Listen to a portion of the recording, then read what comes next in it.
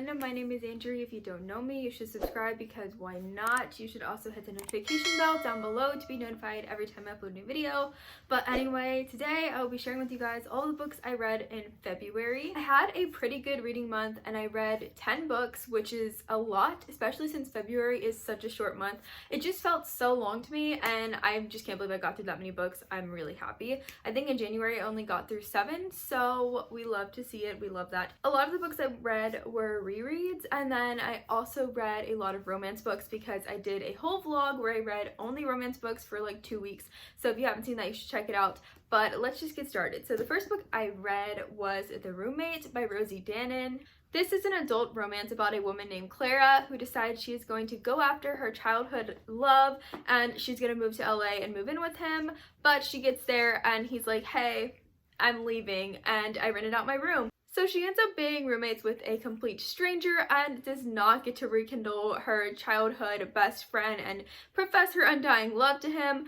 But other things ensue and this stranger has a lot of baggage, a lot of his own stuff going on. It's definitely an adult romance. I would say the steaminess is probably like a 4 out of 5. Like, there was a lot of steamy, spicy scenes, but I gave it 3 stars because overall I found some of the humor was just kind of cringy and a lot of the things that happened were cringy, and there was not really a great storyline. Like, I had to kind of just accept things and be like, okay.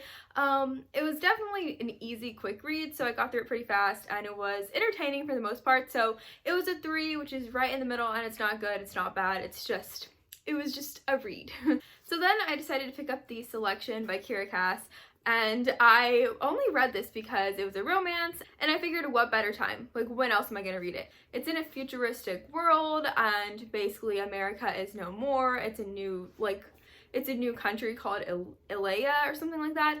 And basically what happens is the son of the king and queen, the prince, gets to hold a selection when he's of age, and any girl from the country can like submit to be entered into the selection, so she could possibly be chosen by the prince to win and become his bride and then one day become queen. Okay, so the premise seems very basic. It's an old YA, but I loved this. I gave it 5 out of 5 stars. I found the main character, whose name is America, to be very likable. Like, she wasn't what I expected. And I think that was such a good thing. I was pleasantly surprised by how much she was a good protagonist, and I definitely liked this book a lot. Like, I liked the prince, I liked all of the subplots, I liked a little bit of the backstory just in America's life. It was a great book. I'm not gonna lie, I really enjoyed it. In February, I also read The Elite by Kiera Cass, which is book 2 in the Selection series. I ended up giving that one a 4 out of 5 stars, actually. I found it to fall into the miscommunication trope so heavily, and I could not get over it. I was hating just the fact that nothing was happening. Like, it was so bad. Like, the miscommunication was so bad that we couldn't really progress in the plot. Like, we were just kind of doing the same thing over and over. And it was fine. It was still entertaining. That's why I gave it 4 out of 5 stars. But it just wasn't enough. Like, I needed something else. And I kept thinking it was going to go in deeper to certain aspects, and it just didn't. So it kind of fell a little bit flat for me. But like I said, it was still so entertaining. And I love the way Kiera Cass writes. And I really did like America. So I still gave it 4 out of 5 stars.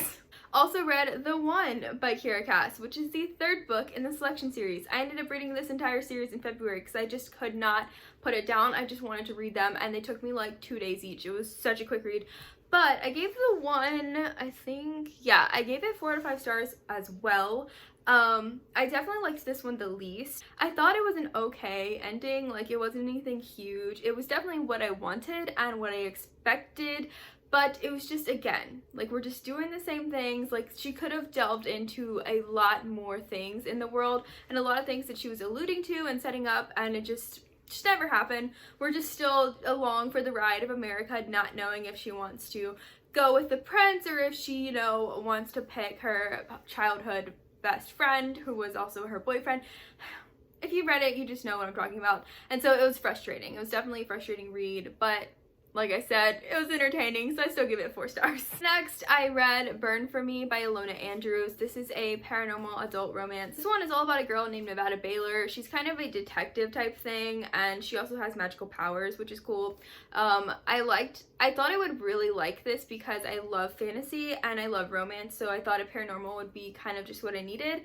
No, it's not what I needed. I gave it 3 out of 5 stars, and this one I really didn't like it. I was expecting to like it. I'd wanted to read it for like a whole year now. I've had it on my TBR.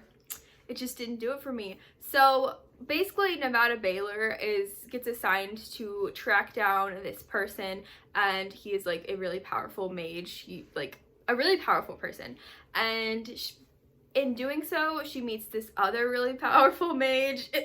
I'm telling you, this is the plot. I'm not even making it basic. This is just the plot. So she meets this other powerful mage who is looking for the same person, or the same 2 people. And so he ends up kind of antagonizing her and getting her to work with him because they're both looking for the same people. And you think there would be some good angst, some good stuff going on, but it was just very boring to me. This might stem from the fact that I don't like mysteries, and it was a lot, I feel like, in large a mystery, but I don't know. It was okay, I guess. Do I want to continue the series?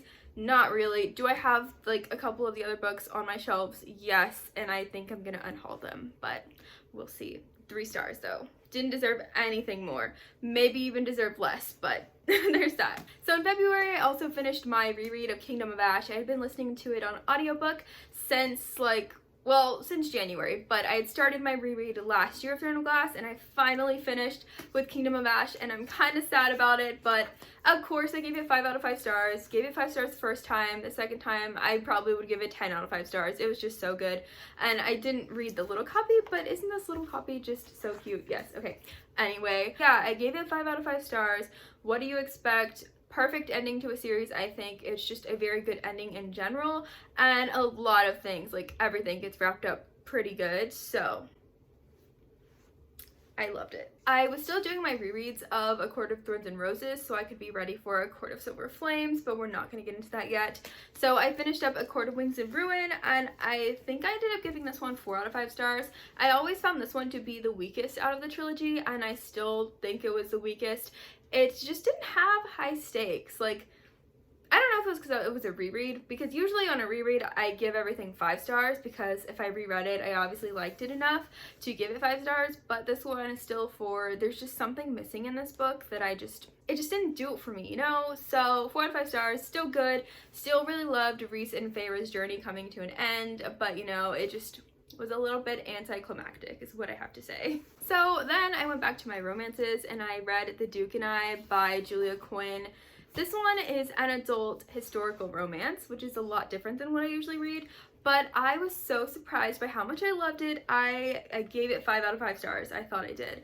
Yes, I gave it 5 out of 5 stars, and I think it really deserved it. This one is basically about Daphne Bridgerton, who is seeking a husband, and she really wants a husband. She wants kids. She wants the whole, you know, really good life, and she wants to marry for love, which is not something that these families do often.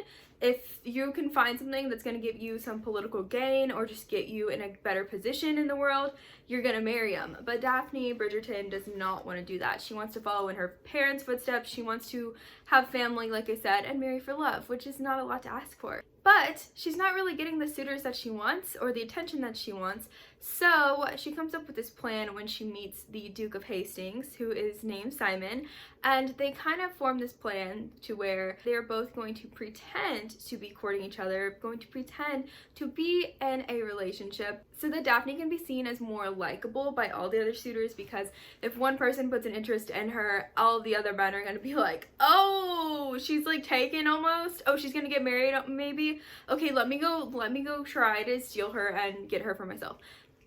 Is that a thing? I guess that's just what happened in historical times, but it makes sense.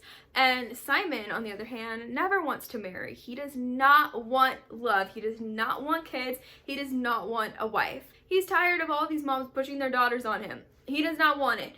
So if he is seemingly courting Daphne, then nobody's really going to approach him anymore because he's already doing his deed that he has to do.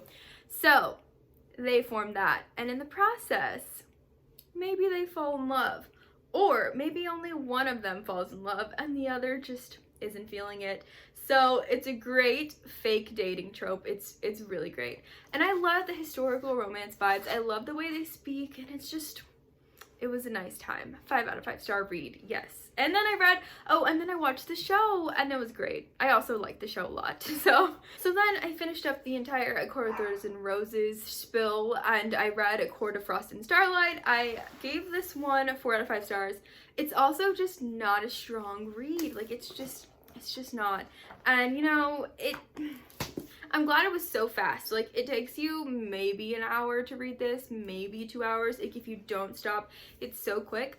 But I did appreciate it for the Christmas vibes, and it was fun. Like, I liked to just be in a world, and even if it's not high stakes, like, this one is a novella, so you know it's a short story, it's not going to be anything too much, and I liked it. I liked having the no stakes where I can just enjoy being with the characters again, so that was great. Plus, we did get to see more of the setup for the next series, or the next book and the next part of the series, so I had to read it for that, and it was okay. So finally, I read A Court of Silver Flames by Sarah J Maas. I have a review up on my channel if you want to check that out. But I ended up giving A Court of Silver Flames 5 out of 5 stars. I really liked this book. And if you don't know, this is Nesta's book. This is my girl Nesta's book and Cassian's book. And I think Sarah J Maas did a really good job with this one. I think she handled Nesta's character and her growth really well. And so many people hate Nesta, and I'm just like, how can you hate her after this? Like, the whole target of this book, I feel like, was for Sarah J Maas to convince people that Nesta is not, you know, what she seems like from the outside. There's so much more to her, and I definitely agree with that. I definitely enjoyed seeing that. I find myself relating to Nesta in a couple different aspects, so it really hits me. It just hit me. I love Cassian, and I loved getting to see the Inner Circle, and I loved getting to see Azriel, and he surprisingly talked a lot, and Azriel is just, he doesn't speak, but he's just so great for some reason, and I love him, so it was great to have him. And there's so many iconic scenes, and I could go on, but overall, 5 out of 5 star read, and I definitely think it's worth it to pick it up. That was all the books I read in February. Comment down below the little stack of books emoji if you stayed till the end. I always like to see who watches till the end of all my videos. But yeah, that's all I have to say for today. So I hope you guys are having a great day. I hope you guys enjoyed this video, and I'll see you guys in the next one. Ollie, can you? Okay, bye! I saw you out in Hollywood, so we drove to Laurel Canyon.